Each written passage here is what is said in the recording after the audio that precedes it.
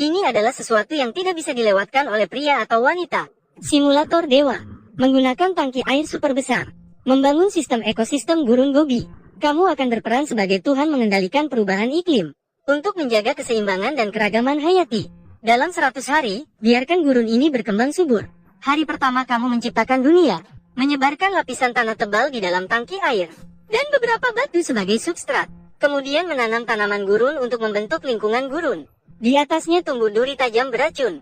Namun kamu tidak sengaja tertusuk. Pastikan untuk segera mendapatkan perawatan medis. Atau akan ada risiko penyembuhan yang tertunda. Setelah 2 hari, dunia kecil ini akhirnya selesai dibangun. Ini akan menjadi dasar keberlanjutan ekosistem. Sebagai Tuhan, kamu memperkenalkan pemain pertama, Kumbang Gelap. Begitu mendarat, mereka mulai mencari tempat perlindungan. Untuk menghindari cuaca panas siang hari. Namun tidak semua serangga bisa menemukan tempat perlindungan, semuanya bergantung pada kemampuan masing-masing.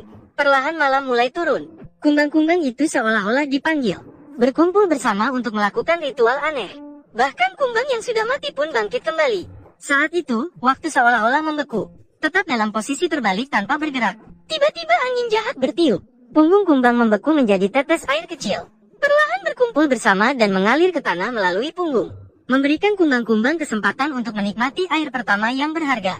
Sepertinya mereka sementara lolos dari kematian. Pada hari keempat, kumbang bukanlah satu-satunya penduduk dunia ini. Di bawah tanah, sebuah kerajaan tumbuh dengan diam-diam. Ratu semut ini sedang merawat kelompok larva pertamanya.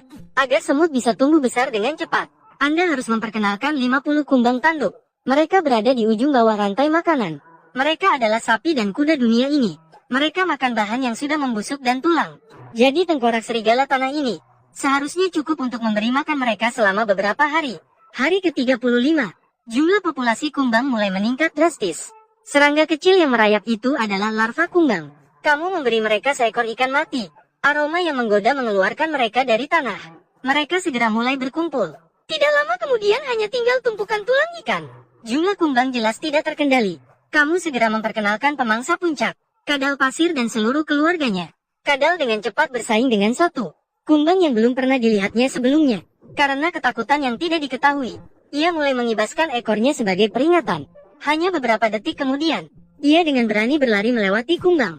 Sementara itu, saudaranya sedang melakukan sesuatu yang besar. Ia menguasai tengkorak serigala tanah.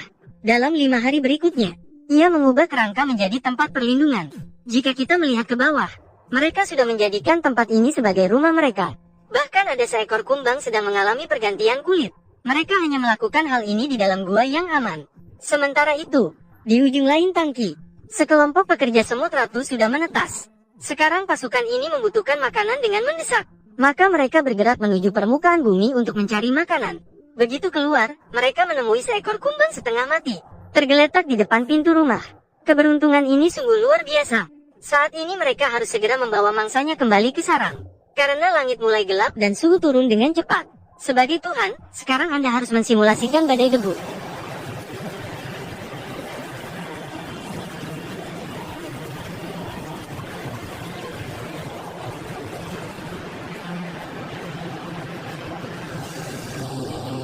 Badai debu menutupi tanah dengan lapisan tipis pasir merah.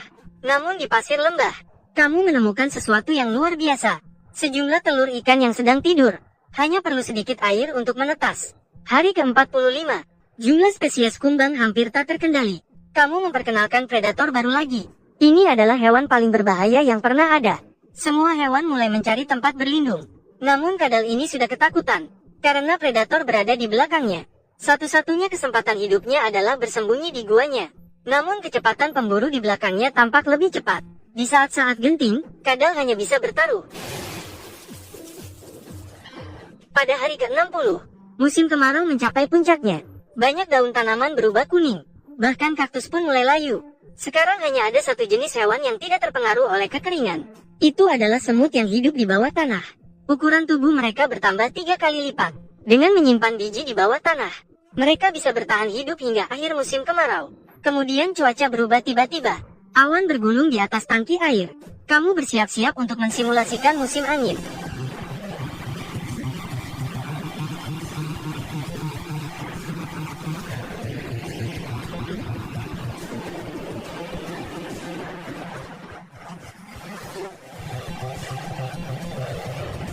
Bak air mulai banjir ketika air naik. Hewan-hewan harus mencari tempat yang lebih tinggi. Saat badai reda, hewan-hewan berlari ke tepi sungai untuk minum. Namun mereka harus berhati-hati, karena pemburu berada di sekitar. Meskipun pemimpin juga datang untuk minum, namun kadang masih terkejut dan lari. Namun, di bawah air juga terjadi perubahan. Telur ikan yang sedang tidur mulai bangun dan mulai menetas. Ikan kecil yang baru menetas belum sebesar butiran pasir, berenang bersama ratusan udang kecil.